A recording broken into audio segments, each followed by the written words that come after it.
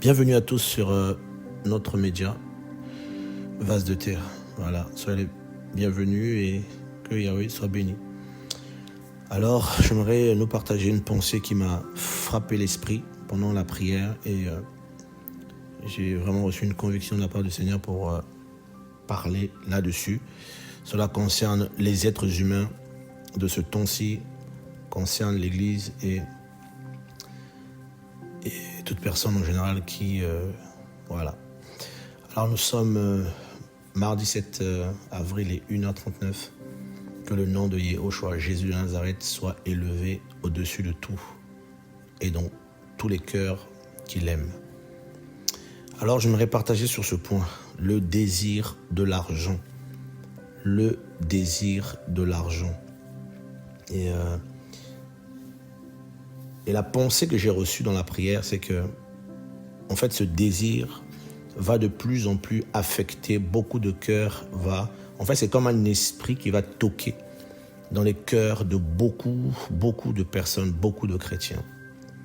Alors, sans plus tarder, je nous invite à la prière et on va continuer.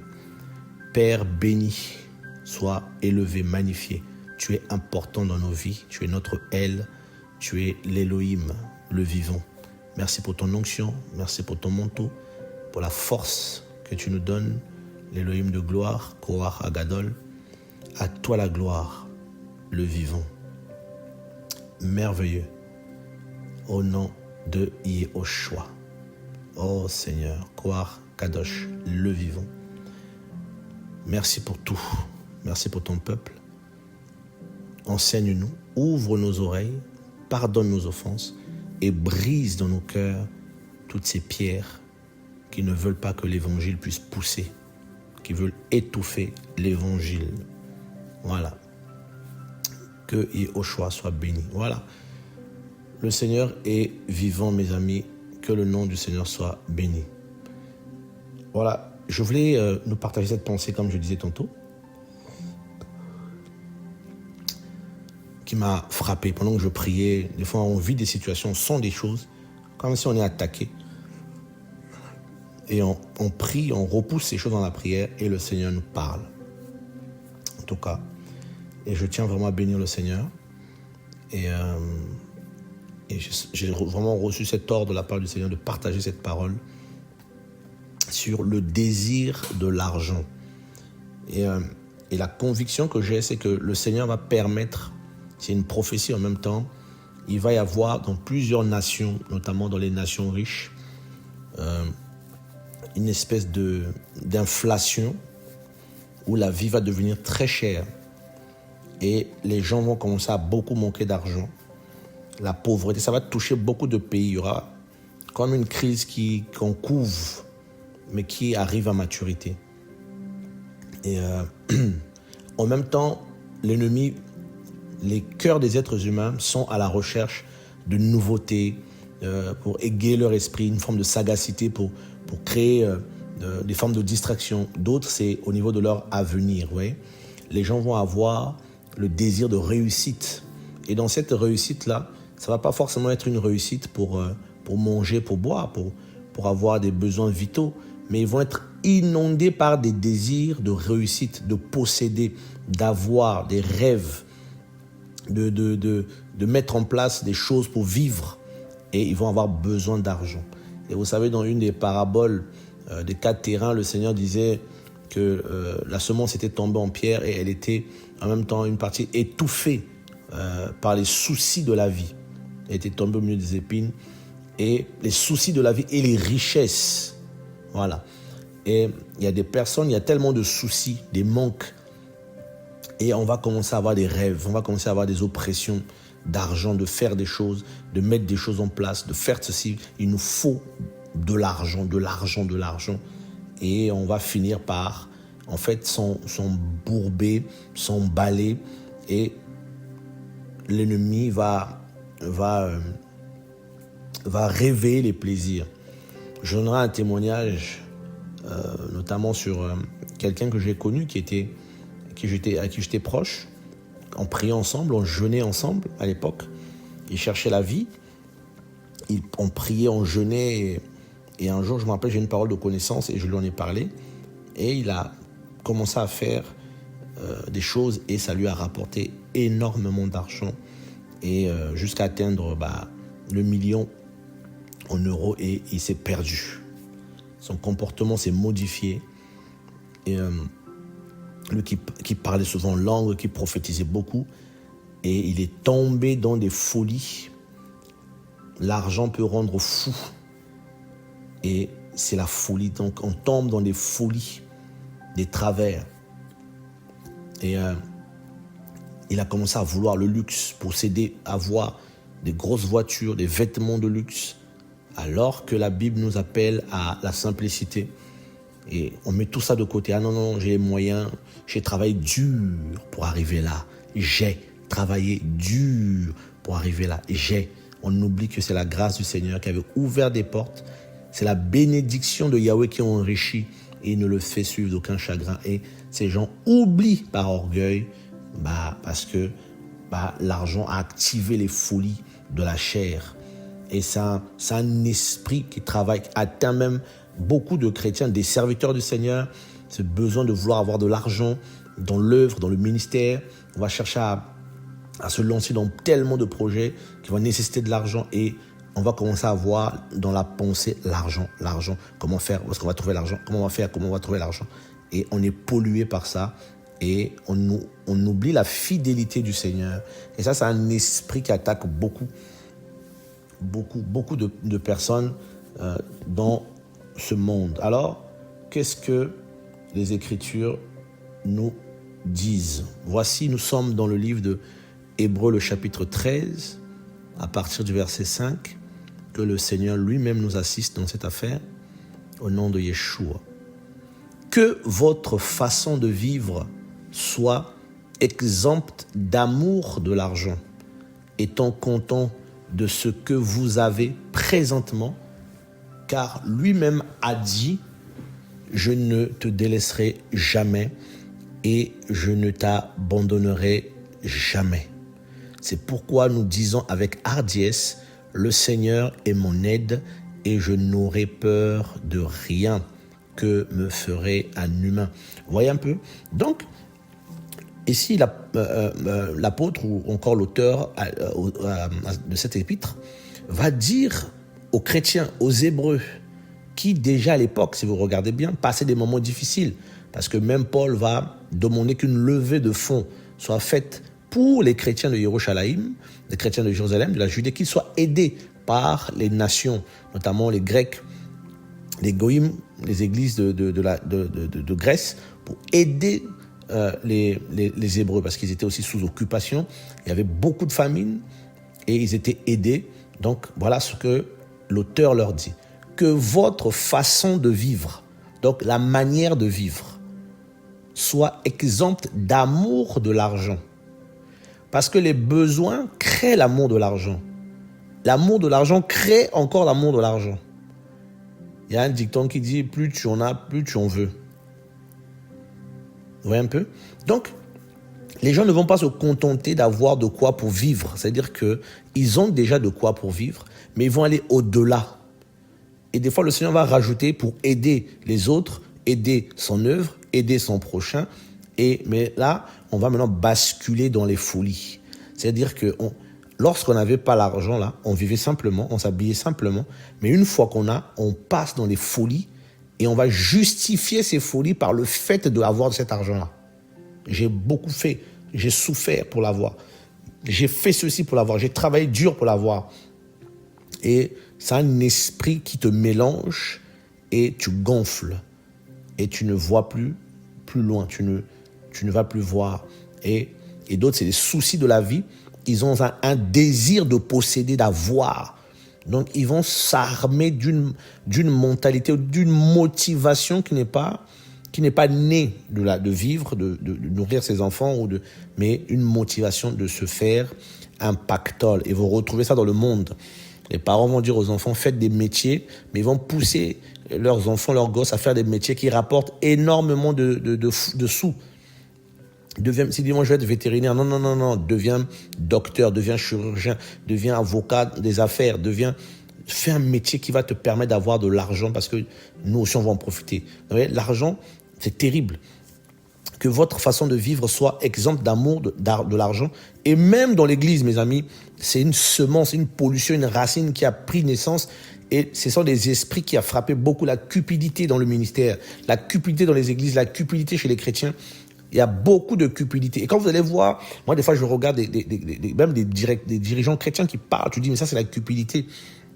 Et c'est un esprit qui est terrible parce qu'on lutte avec, des fois, tu te rends même pas que tu dis, mais je ne veux pas de ça. C'est un esprit, quand tu es appelé par le Seigneur, il cherche souvent à affecter les serviteurs du Seigneur, les prophètes, les apôtres, les pasteurs, les évangélistes, les docteurs. Il veut affecter pour que ça crée des désirs, ça crée des besoins, ça crée tout est lié à l'argent. Je parlais avec un jeune frère, il voulait faire un séminaire, tac, il met de l'argent, il mettait des trucs, envoyer, aider, tout ça. Je dis, mais pourquoi tu fais ça? Quel est le rapport entre ce séminaire et le soutien financier? Non, parce qu'on a cœur de faire ceci, on a cœur de faire cela, on a cœur de faire cela. Et je lui dis, est-ce que le Seigneur t'a dit de le faire? Et je bénis le Seigneur, il a quand même été à l'écoute, et il a changé ça tout de suite. Et tu vois, c'est un esprit. Et il me dit, non, les autres donc je vois les autres le faire. Je dis, mais oui, mais c'est ça le problème. D'ailleurs, on prépare un message là-dessus que le Seigneur nous a donné sur la vaine manière de vivre.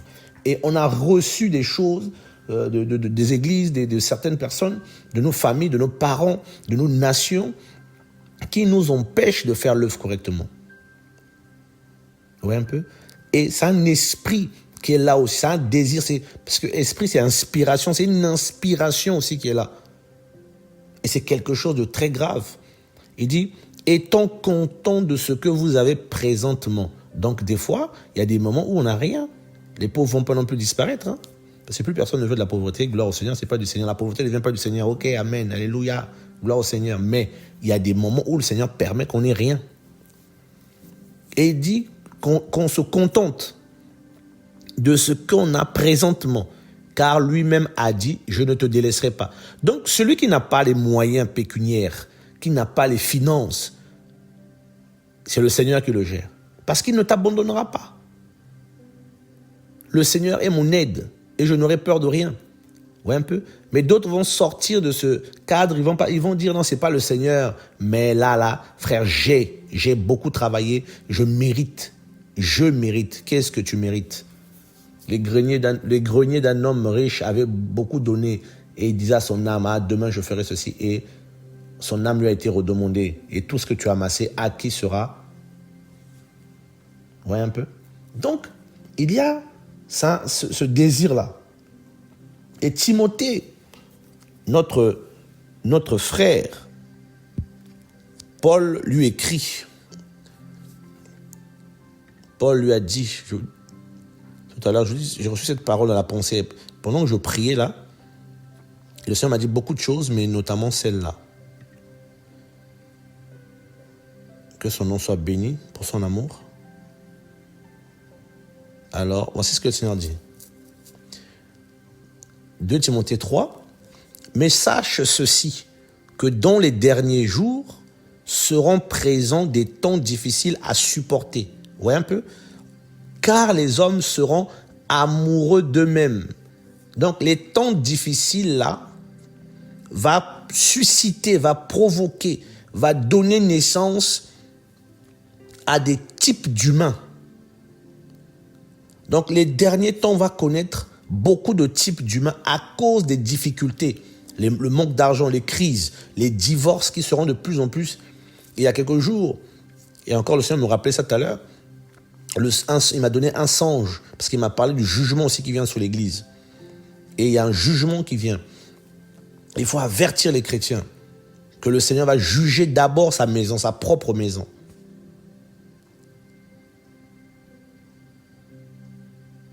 Vous voyez un peu? Parce que, étant à la fin, les humains vont être amoureux d'eux-mêmes, c'est-à-dire ils vont être égocentriques.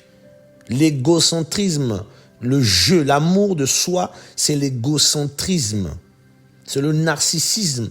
C'est-à-dire, on va être tellement amoureux de soi-même qu'on va commencer à prendre soin de soi à un niveau. On va se pimper, comme disent les Américains. On va se tuninger. On va tuninger sa vie. On va tuninger sa manière de vivre. On va avoir des folies de grandeur.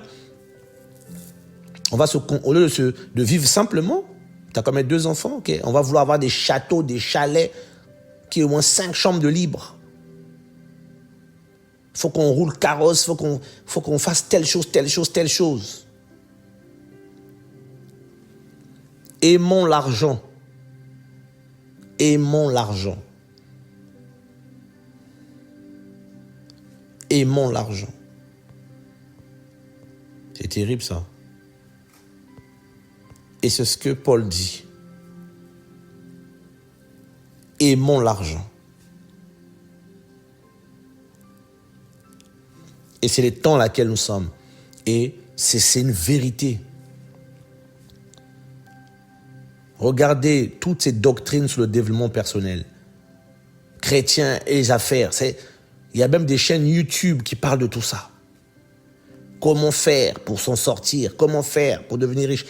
Toutes les pubs sur les réseaux sont remplies de comment faire pour que tes gains soient plus considérables. Comment faire pour gagner plus d'argent? Comment faire pour avoir plus?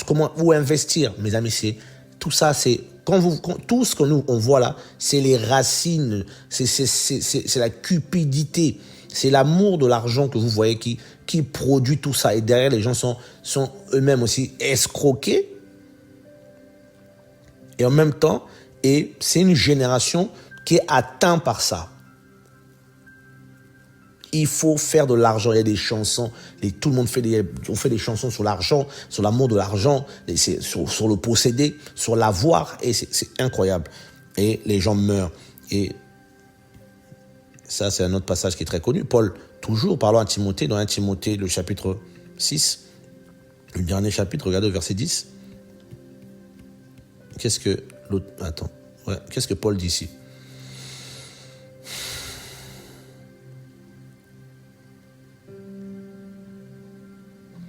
Voilà, même pas le verset. On va prendre même là. À partir du verset 6, regardez ce que Paul dit. Or, la piété est une grande source de gain. Le gain. Donc, c'est la piété, la sainteté, la justice, la prière, la consécration au Seigneur. C'est ça notre gain. Avec contentement, il le dit encore ici. Avec contentement.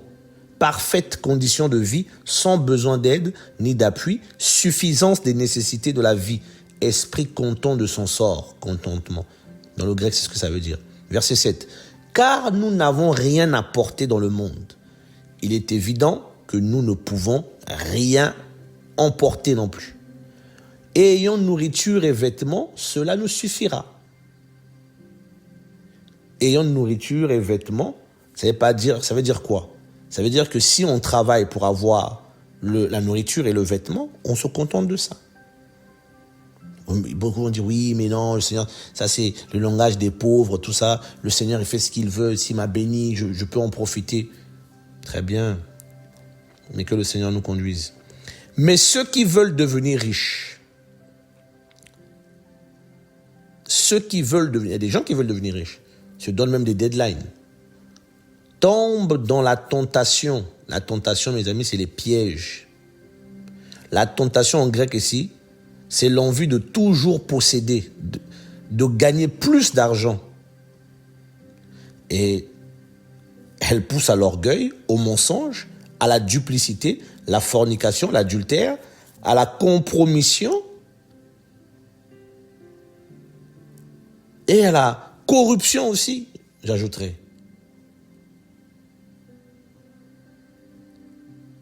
Parce que la cupidité, là, le désir de s'enrichir va te pousser à avoir une vie de mensonge, une vie d'acteur.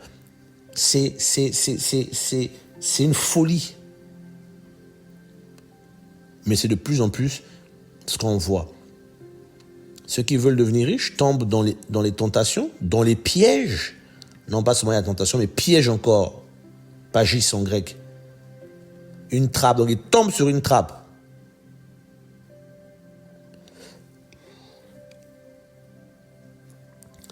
et on bascule. De façon inattendue. Hein. Et dans beaucoup de désirs insensés. Mes amis, les désirs insensés, inintelligents. Il y a des frères qui craignaient le Seigneur, comme je disais tantôt. Ils ont commencé à avoir ce désir-là, faire du chiffre, comme on l'aime dire. Ils ont commencé à avoir des désirs. Vous savez, quand on monte là, tu peux commencer à te projeter dans tes pensées, à t'imaginer des choses. Ah si, je pouvais aller là. Parce qu'il y a aussi cette folie que l'argent donne. On commence à voyager. Dubaï, on va aller à Dubaï, on va aller en Chine, on va aller en Inde, on va aller au Brésil, on va aller en Argentine, au Portugal, on va aller. Il y a comme une folie. Des désirs insensés. C'est une folie. Et pernicieux. Et là, c'est dangereux.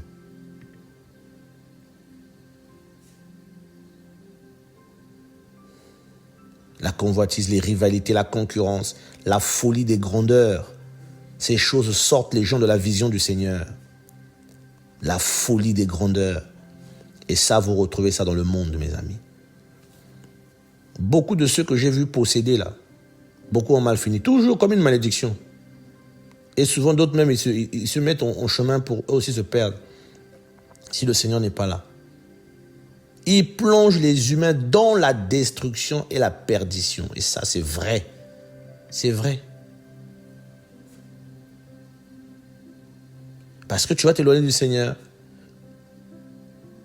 Je me rappelle, il y a quelques années, il y avait un homme chrétien, il se disait chrétien du moins. Il avait beaucoup de moyens apparemment. Et je parlais avec une personne qui connaissait cette personne. Et le Seigneur me donne une parole de connaissance. Le Seigneur me dit, il a parlé à ce frère, il lui a parlé de toi. En gros, tu ne l'intéresses pas, tu n'es pas bankable. Et le mot m'est venu comme ça, hein, bankable. Je lui ai dit, pour lui, moi, je ne suis pas bankable. Le frère m'a regardé comme ça, étonné. Mais comment tu sais ça? Le Saint-Esprit parle. Tu n'es pas bankable pour lui. Tu n'as pas les moyens, tu n'es pas riche, donc il n'a pas ton temps, il parle pas des, vous voyez, les désirs, les pensées insensées. Donc tu vas chercher à marcher avec des gens qui ont les moyens comme toi. Ou des gens qui ont l'argent. Mais ceux qui n'en ont pas là, voilà. Des désirs insensés, pernicieux. Les gens gonflent, ils deviennent orgueilleux, ils parlent. Et c'est incroyable. Il était quelqu'un de gentil, de bien, mais l'orgueil, des paroles orgueilleuses, des mensonges. Je dis, oh là là, tu n'étais pas comme ça avant. C'est un piège. Tac, l'ennemi t'envoie comme ça des désirs. Tu commences à avoir des pensées d'argent. Mes amis, c'est tellement subtil. Et à ceux qui deviennent riches, donc qui veulent devenir riches, qui tombent dans les pièges, et à ceux qui sont cupides, donc qui veulent toujours posséder. Ils ont déjà de quoi vivre, mais ils ont même des fois les moyens que le Seigneur leur donne, mais ils veulent encore davantage. Donc ça devient la cupidité. Mais ceux qui veulent devenir riches tombent dans la tentation, dans le piège et dans beaucoup de désirs insensés et pernicieux qui plongent les humains dans la destruction et la perdition. Car, verset 10, la racine de tous les maux, c'est l'amour de l'argent. La racine de tous les maux. Pour l'avoir désiré, certains se sont détournés de la foi et se sont transpercés eux-mêmes de beaucoup de peines. Mais toi, ô homme d'Élohim, fuis ces choses et cours après la justice, la piété, la foi, l'amour, la persévérance, la douceur. Combat le bon combat de la foi. Saisis la vie éternelle à laquelle aussi tu as été appelé et pour laquelle tu as fait une belle profession. Vous voyez donc, ce sont des choses comme ça qui poussent à la vision des grandeurs.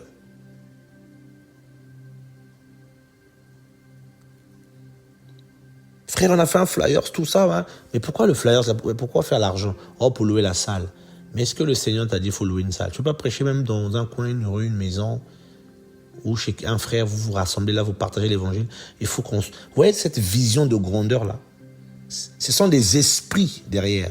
Mais tu ne vas pas te rendre compte de ça. que c'est le début d'un fonctionnement qui va emmener à la destruction, qui va emmener à plus désirer.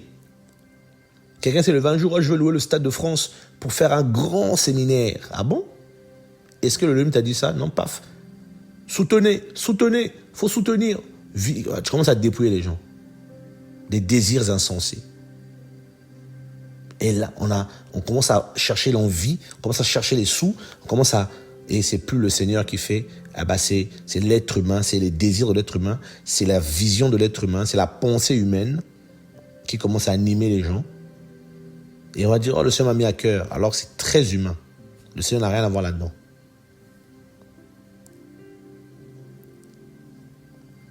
Et paf. Et les gens glissaient.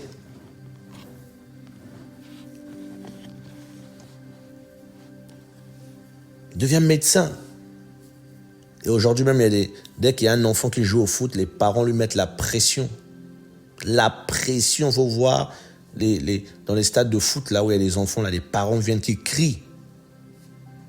Parce qu'ils veulent de l'argent derrière leurs enfants. Ils n'ont même pas honte. C'est la pression derrière. Le petit n'a plus de vie, il faut le sortir à 7 heures comme un chien. Aller lui faire les entraînements alors qu'il a déjà entraînement à 12 heures. Après, il faut qu'il aille jouer en plus 14 heures. 16 heures, on le ramène encore. Non, tu dois t'entraîner. Tu dois me sortir de la galère, tu dois me sortir de la pauvreté. Là, tu n'as pas compris, petit?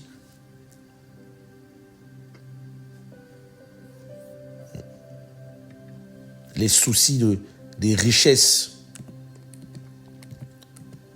Et comment voulez-vous que ces gens-là croient au Seigneur? Comment voulez-vous que ces gens-là donnent leur cœur au Seigneur? Parce que, comme disait tout à l'heure Paulo à Timothée, non, ce n'est pas le Seigneur qui les intéresse. Le Seigneur n'est pas leur soutien, n'est pas leur aide.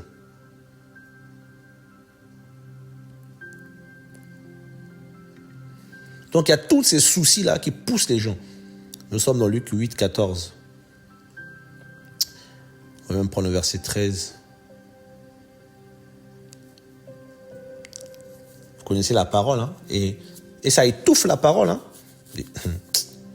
Le verset 13. Et ceux qui sont sur le rocher, ce sont ceux qui, lorsqu'ils entendent la parole, la reçoivent avec joie.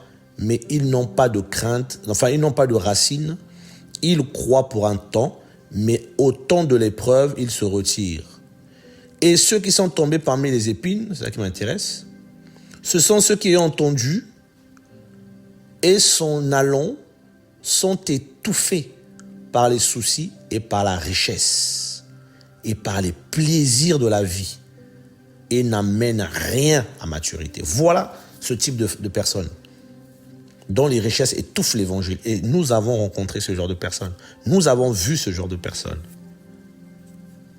qui finissent par tomber dans l'orgueil, qui gonflent et ne se rendent même pas compte qu'ils sont gonflés, ils sont devenus immenses et qui s'envolent déjà, sortant de l'orbite terrestre pour se diriger vers l'enfer. Parce qu'ils ont les sous. J'ai vu des gens qui ont les moyens avec l'orgueil. Ils parlent aux gens avec orgueil parce qu'ils ont les sous. Méprisant les autres. Les sans-dents, comme dirait quelqu'un en France. Les pauvres sont méprisés. Les gens qui n'ont pas les moyens méprisés. Une vue d'opulence. Étant chrétien, au milieu des pauvres, je sais pas. Chacun sa vie avec le Seigneur, hein, pas de problème.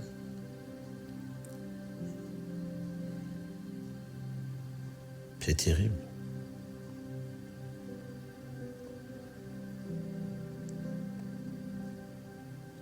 Et les richesses étouffent cette parole.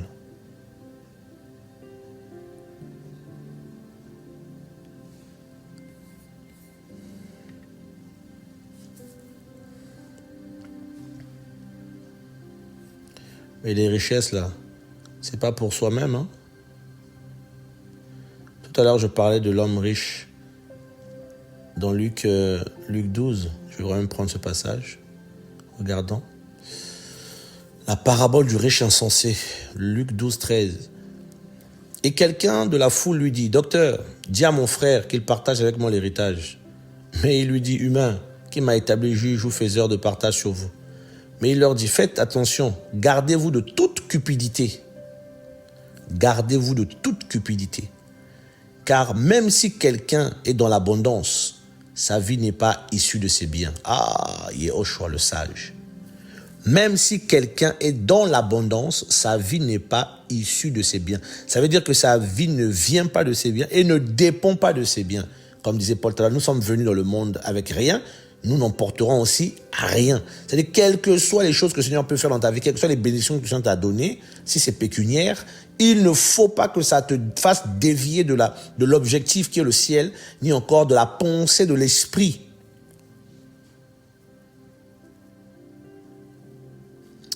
Et il leur dit une parabole en disant, la terre d'un certain humain riche avait produit abondamment.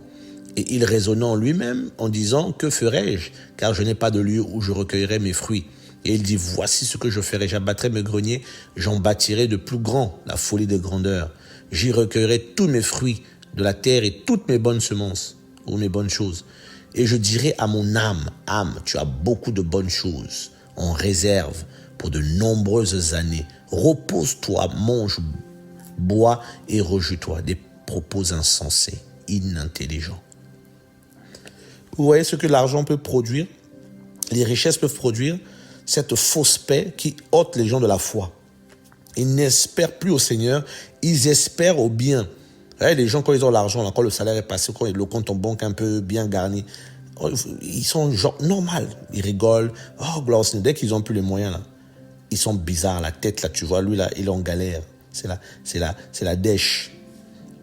Un chrétien, quand il n'a pas l'argent, sa tête change, il est plus content, il rigole plus, il devient grincheux. C'est-à-dire, c'est une racine qui est là. Parce que quand on a, on bénit le Seigneur. Quand on n'a pas, on bénit le Seigneur. Si j'ai, si j'ai pas, tu ne sauras pas aussi. Le Seigneur soit béni. On va louer, on va adorer. Mange, bois et rejouis-toi, mon âme. Mais l'Élohim lui dit, insensé, cette nuit même, on réclame ton âme loin de toi. Oh là! Et ces choses que tu as préparées, à qui seront-elles? Il en est ainsi de celui qui accumule une richesse pour lui-même et qui n'est pas riche pour Elohim. Donc même ce qu'on a, l'argent que le Seigneur nous donne, c'est pour Elohim. Les biens qu'on a, c'est pour Elohim. Et il y a souvent un homme d'Elohim qui dit souvent une parole, des fois il me choque, il dit, tout ce que j'ai, c'est pour le Seigneur. Il fait telle chose, il dit, bon, donnez ça à l'œuvre, mais c'est comment? Il dit, mais tout ce qu'on a, c'est le Seigneur qui nous a donné ça. C'est incroyable. Imagine, toi, tu construis une maison. Et après, tu dis, ah, bon, je donne ça au Seigneur. Beaucoup ne sont pas capables de faire ça. Que leur bien, qu'ils donnent ça au Seigneur. Faire disposer de leurs biens pour le Seigneur, pour le royaume, pour les frères et sœurs.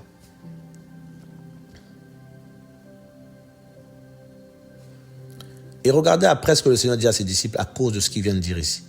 Et il dit à ses disciples en raison de cela, je vous dis, ne vous inquiétez pas pour votre âme de ce que vous mangerez, ni pour le corps de quoi vous serez vêtus.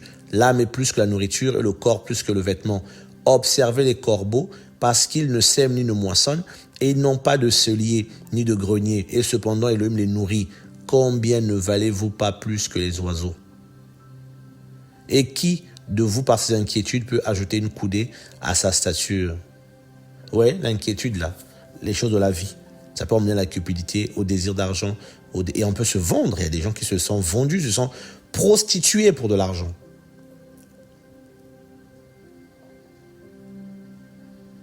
Des gens qu'on a vus, que le Seigneur a délivrés, guéris, et qui commençaient à coucher avec des gens au travail. Et tu lui dis, mais ça c'est parce qu'il y a l'argent. Oh oui, au début tu as commencé à te donner de l'argent, et puis tu as baissé la garde, et tu as donné ton corps. Toi que le Seigneur a sanctifié. Ouais, un peu l'argent là, ça, c'est le nerf de la guerre. Ça séduit, ça détruit les autres, et ça détruit celui qui là, s'il n'est pas avec le Seigneur correctement. Il y a des gens que le Seigneur peut te bénir, attention. Hein. Puis il y a des gens que le Seigneur a donné les moyens. Mais si ces moyens, demain, te sortent de la présence du Seigneur, là, il y a un problème. qui accumulent des richesses ou des trésors, mais le mot c'est richesse. Tesorizo. Amasser de l'argent pour le garder sans le faire circuler ni le placer. Rassembler et déposer entassé. C'est ce que font beaucoup de dirigeants africains. Ces voleurs, ils vont voler beaucoup d'argent dans les caisses de l'État. Ils vont stocker ça dans les maisons, d'autres sous la terre. Ils vont mettre ça et l'argent ne circule pas, provoquant la pauvreté dans le pays. Ouais, c'est l'image de dans la cupidité à son maximum. Vous savez ça, là, cette pratique-là en Afrique. Ils vont voler des milliards en papier et ils vont aller planquer ça dans des maisons, dans des chambres et ça va jusqu'au plafond. Et c'est cet argent-là, gardé là pendant des années. Mais le niveau de la cupidité, ouais, le niveau de la méchanceté. Parce qu'ils sont tellement cupides que la cupidité n'a plus de place dans leur cœur et ça déborde. Des gens méchants. Et par la cupidité, ils trafiquent. Et ça atteint beaucoup. Dans nos assemblées, il y a beaucoup de... Dans les églises, il y a beaucoup de cupidité. Faites donc mourir vos membres qui sont sur la terre, la relation sexuelle illicite, l'impureté, la convoitise, le mauvais désir, la cupidité qui est une idolâtrie. Donc il y a des gens, l'argent pour eux, c'est une idolâtrie. Une idolâtrie. Les gens font des cultes, l'argent, à la fin, l'argent. Tout. Mais les chrétiens sont... Ouais, ça atteint beaucoup. Et quand ça pique comme ça, là, oh là là, pour sortir de là,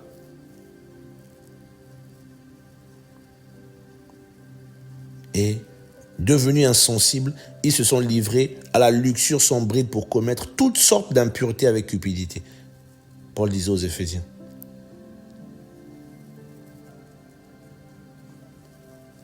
Et ça atteint.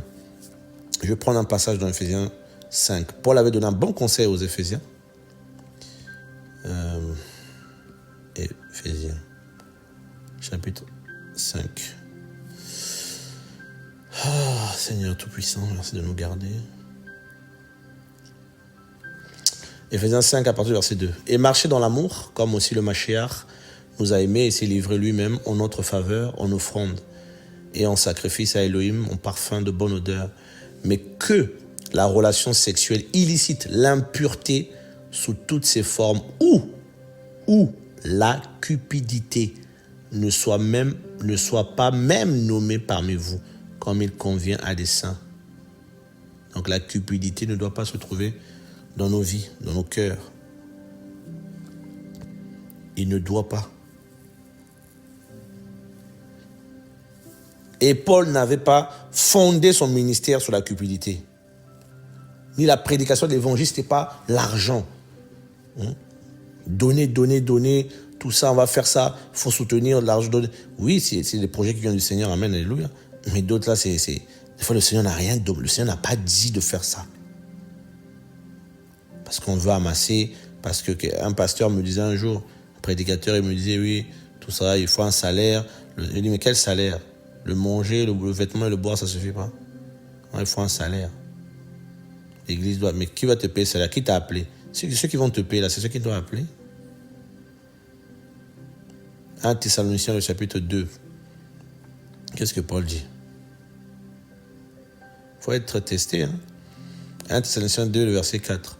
Mais comme nous avons été testés par Elohim, pour nous confier l'évangile, ainsi nous parlons non comme pour plaire aux humains, mais à Elohim qui éprouve nos cœurs. Car nous ne sommes jamais arrivés avec une parole flatteuse, comme vous le savez, ni avec la cupidité pour mobile. Elohim en est témoin. Mobile. Cupidité pour mobile. Prétexte. Allusion. Raison alléguée, une cause prétendue. Là, je parle de la cupidité qui atteint aussi beaucoup de dirigeants. Vous voyez un peu? Qui atteint beaucoup de pasteurs. Et ça atteint les pasteurs, ça atteint les églises. Là, pourquoi aussi beaucoup de chrétiens, cet esprit va dans les assemblées, attaque les dirigeants, attaque les prédicateurs, attaque les chantres. Et après, tout est l'argent. Il fait un concert, il faut qu'on paye 100 euros, 100 dollars, entrée VIP, tout ça. Et puis, à la fin, où il y a des prédicateurs, quand tu viens, ils vont prêcher après. Il faut lui faire une offrande, tout ça, 5 000 euros, ils vont se partager l'argent. La cupidité, mes amis. Il y a un passage, oui, Paul. On va le prendre ça. Hein? Alors, Paul disait à Timothée. Voilà ce que Paul dit à Timothée. Dans 1 Timothée 3, c'était pas évident. Hein?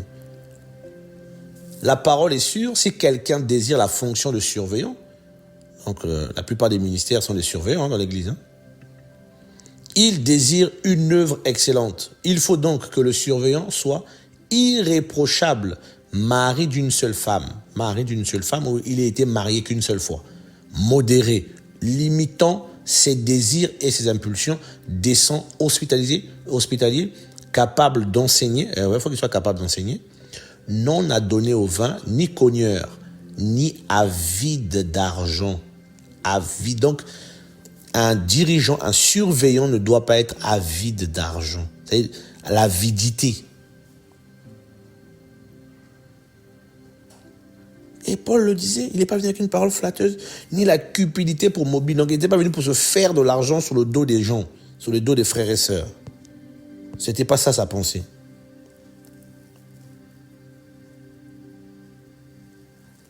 Il avait une bonne réputation. Une réputation est préférable à des grandes richesses. Hein, et la grâce est meilleure que l'or et l'argent. Hein. Proverbe 22, 1.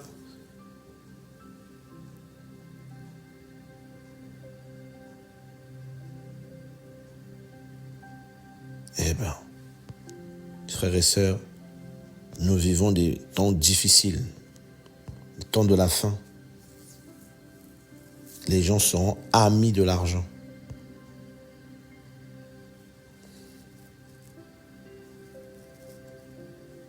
Amis de l'argent. Et l'apôtre Jacques,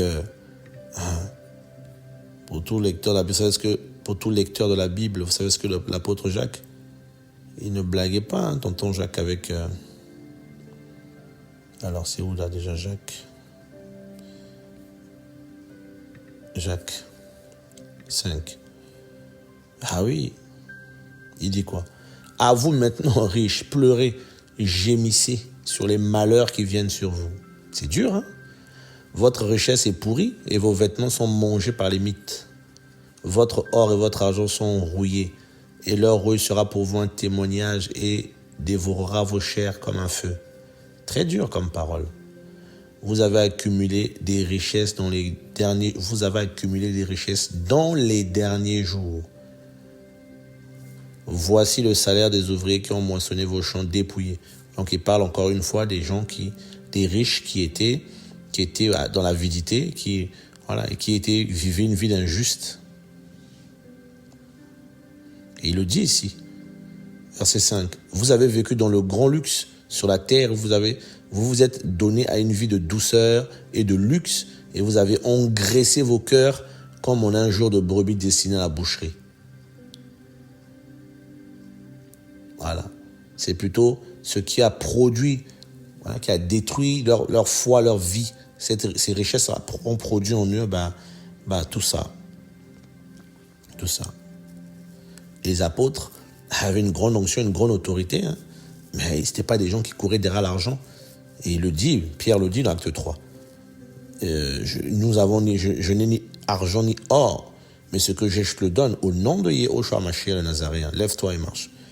Donc, les apôtres, c'était pas l'argent. Et quand Simon le magicien va ramener de l'argent, les apôtres vont le reprimer, que ton argent périsse, aille en perdition avec toi. Et Paul dit, moi j'aime beaucoup ce passage de Acte 20, 33, je n'ai désiré ni l'argent, ni l'or, ni l'habit de personne. Il a fait l'œuvre du Père. Il n'y a pas la cupidité.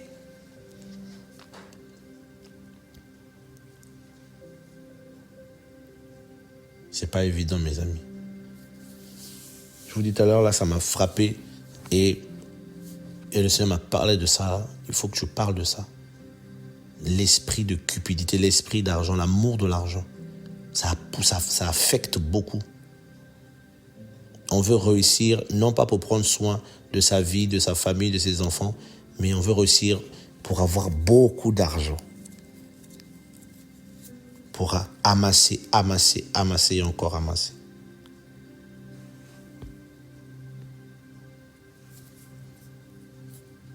Dans la Bible, on avait arrêté Paul. Et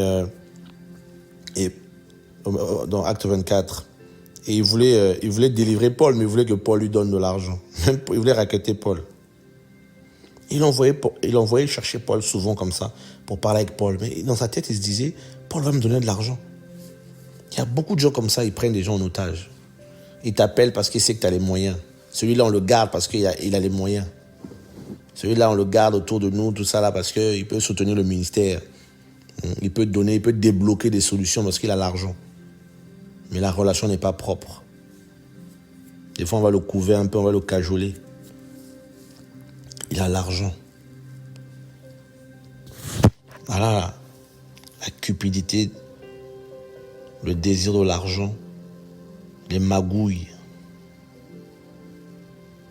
C'est extraordinaire.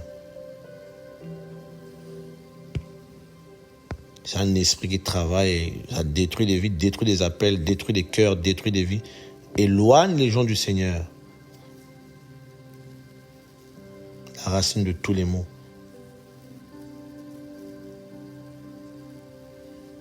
Pour l'avoir possédé, beaucoup se sont éloignés du Seigneur, ils ont été transpercés. Transpercés. Parce qu'ils sont amoureux de l'argent.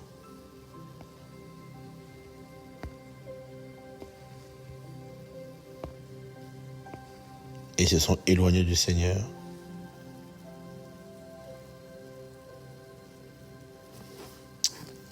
Voilà cette pensée, mes amis, que le Seigneur nous garde, qu'on vive simplement, même si le Seigneur ouvre les portes, même si ça marche, vivons simplement. Seigneur, garde-nous, garde-moi, et qu'on puisse vraiment vivre simplement, Seigneur, et de veiller vraiment par rapport à cet esprit qui attaque beaucoup et aussi, à part cet esprit, le désir de l'argent. Donc vous avez les avares, les cupides. Quand ils veulent encore plus. Et vous avez ceux qui, en fait, à cause des soucis de la vie, veulent l'argent. Donc, ils vont se mettre à en chercher pour en avoir. Voilà. Ils ne courent pas forcément derrière la richesse, mais ils cherchent à avoir l'argent, tout ça. Et sortant de la volonté du Seigneur, qui peut-être pour un moment leur impose juste ça pour qu'ils dépendent de lui simplement.